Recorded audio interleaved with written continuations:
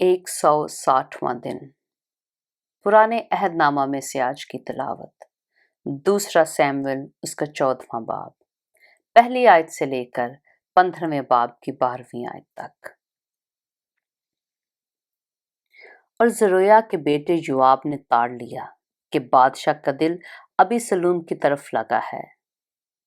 सो योआब ने तक्कू को आदमी भेजकर वहां से एक दानिशमंद औरत बुलवाई और उससे कहा कि जरा सोग वाली का सा भेस करके मातम के कपड़े पहन ले और तेल ना लगा, बल्कि ऐसी औरत की तरह बन जा जो बड़ी मुद्दत से मुर्दा के लिए मातम कर रही हो, और बादशाह के पास जाकर उससे इस तरह कहना।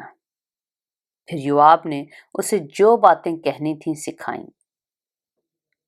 और जब तक्कू की वो औरत बादशाह से बातें करने लगी तो जमीन पर औंधे मुंह होकर गिरी और सजदा करके कहा, ऐ बादशाह तेरी दुहाई है।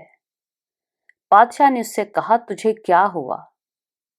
उसने कहा, मैं सचमुच एक बेवा हूं और मेरा शौहर मर गया है। तेरी लौंडी के 2 बेटे थे, वो दोनों मैदान पर आपस में मारपीट करने लगे और कोई ना था जो उनको छुड़ा देता। सो एक ने दूसरे को ऐसी जरब लगाई कि उसे मार डाला। और अब देख कि सब कुंबे का कुंबा तेरी लौंडी के खिलाफ उठ खड़ा हुआ है, और वो कहते हैं कि उसको जिसने अपने भाई को मारा हमारे हवाला कर, ताकि हम उसको उसके भाई की जान के बदले जिसे उसने मार डाला कत्ल करें, यूं वारिस को भी हलाक कर दें। इस तरह तो वो मेरे अंगारे को जो बाकी रहा है बुझा देंगे, और मेरे शौहर का ना तो नाम ना बकिया रुए जमीन पर छोड़ेंगे। बादशाह ने उस औरत से कहा, तू अपने घर जा और मैं तेरी बाबत हुक्म करूंगा। तकू की उस औरत ने बादशाह से कहा, ऐ मेरे मालिक, ऐ बादशाह, सारा गुनाह मुझ पर और मेरे बाप के घराने पर हो, और बादशाह और उसका तख्त बेगुनाह रहे। तब बादशाह ने फरमाया, जो कोई तुझसे कुछ कहे उसे मेरे पास ले आना, और वो फिर तुझको छूने नहीं पाएगा। तब उसने कहा कि मैं अर्ज करती हूँ कि बादशाह खुदावंद अपने खुदा को याद करे कि खून का इंतकाम लेने वाला और हलाक ना करने पाए, ताना हो कि वो मेरे बेटे को हलाक कर दें।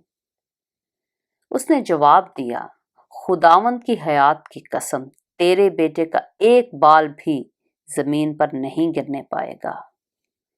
तब उस औरत ने कहा, जरा मेरे मालिक बादशाह से तेरी लौंडी एक बात कहे। उसने जवाब दिया, कह।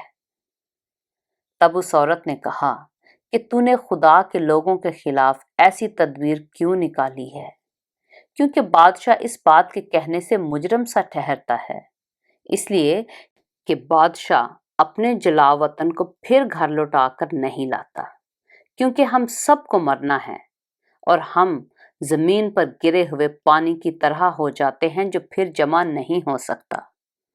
और खुदा किसी की जान नहीं लेता, बल्कि ऐसे वसाइल निकालता है कि जलावतन उसके हाथ से निकाला हुआ ना रहे। और मैं जो अपने मालिक बादशाह से ये बात कहने आई हूं, तो इसका सबब यह है कि लोगों ने मुझे डरा दिया था। सो तेरी लौंडी ने कहा कि मैं आप बादशाह से अर्ज करूंगी। शायद बादशाह अपनी लौंडी की अर्ज पूरी करे, क्योंकि बादशाह सुनकर जरूर अपनी लौंडी को उस शख्स के हाथ से छुड़ाएगा जो मुझे और मेरे बेटे दोनों को खुदा की मिरास में से नेस्त कर डालना चाहता है। सो तेरी लौंडी ने कहा कि मेरे मालिक बादशाह की बात तसल्ली बख्शो, क्योंकि मेरा मालिक बादशाह नेकी और बदी के इम्तियाज करने में खुदा के फरिश्ता की मानंद है। सो खुदावन तेरा खुदा तेरे साथ हो। तब बादशाह ने उस औरत से कहा, मैं तुझसे जो कुछ पूछूं तो उसको जरा भी मुझसे मत छुपाना। उस औरत ने कहा, मेरा मालिक बादशाह फरमाए। बादशाह ने कहा, क्या इस सारे मामला में योआब का हाथ तेरे साथ है? उस औरत ने जवाब दिया, तेरी जान की कसम, ऐ मेरे मालिक बादशाह, کوئی ان باتوں سے جو میرے مالک بادشاہ نے فرمائی ہیں داہنی یا بائیں طرف نہیں مڑ سکتا، کیونکہ تیرے خادم یوآب ہی نے مجھے حکم دیا اور اسی نے یہ سب باتیں تیری لونڈی کو سکھائیں۔ اور تیرے خادم یوآب نے یہ کام اس لیے کیا تاکہ اس مضمون کے رنگ ہی کو پلٹ دے، اور میرا مالک دانش مند ہے، جس طرح خدا کے فرشتہ میں سمجھ ہوتی ہے کہ دنیا کی سب باتوں کو جان لے۔ تب بادشاہ نے یوآب سے کہا، دیکھ میں نے یہ بات مان لی، سو تو جا اور اس جوان ابیسلوم کو پھر لے آ۔ تب یوآب زمین پر اوندھا ہو کر گرا اور سجدہ کیا اور بادشاہ کو مبارکباد دی۔ اور یوآب کہنے لگا، آج تیرے بندہ کو یقین ہوا، اے میرے مالک بادشاہ، کہ مجھ پر تیرے کرم کی نظر ہے، اس لیے کہ بادشاہ نے اپنے خادم کی عرض پوری کی۔ پھر یوآب اٹھا اور جسور کو گیا اور ابیسلوم کو یروشلم میں لے آیا۔ تب بادشاہ نے فرمایا، وہ اپنے گھر جائے اور میرا منہ نہ دیکھے۔ سو ابیسلوم اپنے گھر گیا اور وہ بادشاہ کا منہ دیکھنے نہ پایا۔ اور سارے اسرائیل میں کوئی شخص ابیسلوم کی طرح اس کے حسن کے سبب سے تعریف کے قابل نہ تھا، کیونکہ اس کے پاؤں کے تلوے سے سر کے چاند تک اس میں کوئی عیب نہ تھا۔ اور جب وہ اپنا سر منڈواتا تھا، کیونکہ ہر سال کے آخر میں وہ اسے منڈواتا تھا، اس لیے کہ اس کے بال گھنے تھے، سو وہ ان کو منڈواتا تھا، تو اپنے سر کے بال وزن میں شاہی تول کے مطابق 200 مسکال کے برابر پاتا تھا۔ اور ابیسلوم سے 3 بیٹے پیدا ہوئے اور ایک بیٹی جس کا نام تمر تھا، وہ بہت خوبصورت عورت تھی۔ اور ابیسلوم پورے 2 برس یروشلم میں رہا اور بادشاہ کا منہ نہ دیکھا۔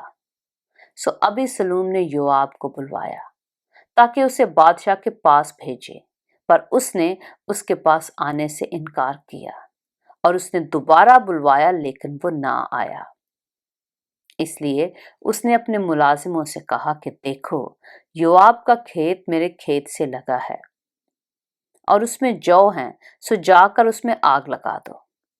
اور ابیسلوم کے ملازموں نے اس کھیت میں آگ لگا دی۔ تب یوآب اٹھا اور ابیسلوم کے پاس اس کے گھر جا کر اسے کہنے لگا، تیرے خادموں نے میرے کھیت میں آگ کیوں لگا دی؟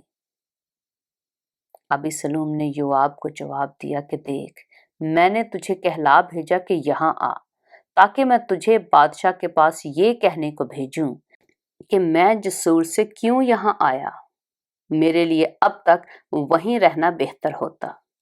سو اب بادشاہ مجھے اپنا دیدار دے، اور اگر مجھ میں کوئی بدی ہو تو وہ مجھے مار ڈالے۔ تب یوآب نے بادشاہ کے پاس جا کر اسے یہ پیغام دیا۔ اور جب اس نے ابیسلوم کو بلوایا، تب وہ بادشاہ کے پاس آیا اور بادشاہ کے آگے زمین پر سرنگوں ہو گیا، اور بادشاہ نے ابیسلوم کو بوسہ دیا۔ دوسرا سیموئیل اس کا 15واں باب۔ اس کے بعد ایسا ہوا کہ ابیسلوم نے اپنے لیے 1 رتھ اور گھوڑے اور 50 آدمی تیار کیے جو اس کے آگے آگے دوڑے۔ اور ابیسلوم سویرے اٹھ کر پھاٹک کے راستہ کے برابر کھڑا ہو جاتا، اور جب کوئی ایسا آدمی آتا جس کا مقدمہ فیصلہ کے لیے بادشاہ کے پاس جانے کو ہوتا، تو ابیسلوم اسے بلا کر پوچھتا کہ تو کس شہر کا ہے، اور وہ کہتا کہ تیرا خادم اسرائیل کے فلانے قبیلہ کا ہے۔ پھر ابیسلوم اس سے کہتا، دیکھ تیری باتیں تو ٹھیک اور سچی ہیں، لیکن کوئی بادشاہ کی طرف سے مقرر نہیں ہے جو تیری سنے۔ اور ابیسلوم یہ بھی کہا کرتا تھا کہ کاش میں ملک کا قاضی بنایا گیا ہوتا، تو ہر شخص جس کا کوئی مقدمہ یا دعویٰ ہوتا میرے پاس آتا، اور میں اس کا انصاف کرتا۔ اور جب کوئی ابیسلوم کے نزدیک آتا تھا کہ اسے سجدہ کرے، تو وہ ہاتھ بڑھا کر اسے پکڑ لیتا اور اس کو بوسہ دیتا تھا۔ اور ابیسلوم سب اسرائیلیوں سے جو بادشاہ کے پاس فیصلے کے لیے آتے تھے اسی طرح پیش آتا تھا۔ یوں ابیسلوم نے اسرائیل کے لوگوں کے دل موہ لیے۔ اور 40 برس کے بعد یوں ہوا کہ ابی سلوم نے بادشاہ سے کہا، مجھے ذرا جانے دے کہ میں اپنی منت جو میں نے خداوند کے لیے مانی ہے حبرون میں پوری کروں، کیونکہ جب میں ارام کے جسور میں تھا تو تیرے خادم نے یہ منت مانی تھی کہ اگر خداوند مجھے پھر یروشلم میں سچ مچ پہنچا دے تو میں خداوند کی عبادت کروں گا۔ بادشاہ نے اس سے کہا کہ سلامت جا۔ سو وہ اٹھا اور حبرون کو گیا، اور ابی سلوم نے بنی اسرائیل کے سب قبیلوں میں جاسوس بھیج کر منادی کرا دی کہ جیسے ہی تم نرسنگے کی آواز سنو تو بول اٹھنا کہ ابی سلوم حبرون میں بادشاہ ہو گیا ہے۔ اور ابی سلوم کے ساتھ یروشلم سے 200 آدمی جن کو دعوت دی گئی تھی گئے تھے۔ وہ سادہ دلی سے گئے تھے اور ان کو کسی بات کی خبر نہیں تھی۔ اور ابی سلوم نے قربانیاں گزرانتے وقت جلونی اخیت فل کو جو داؤد کا مشیر تھا اس کے شہر جلو سے بلوایا۔ یہ بڑی بھاری سازش تھی اور ابی سلوم کے پاس لوگ برابر بڑھتے ہی جاتے تھے۔ پاک کلام کے پڑھے اور سنے جانے پر خداوند کی برکت ہو۔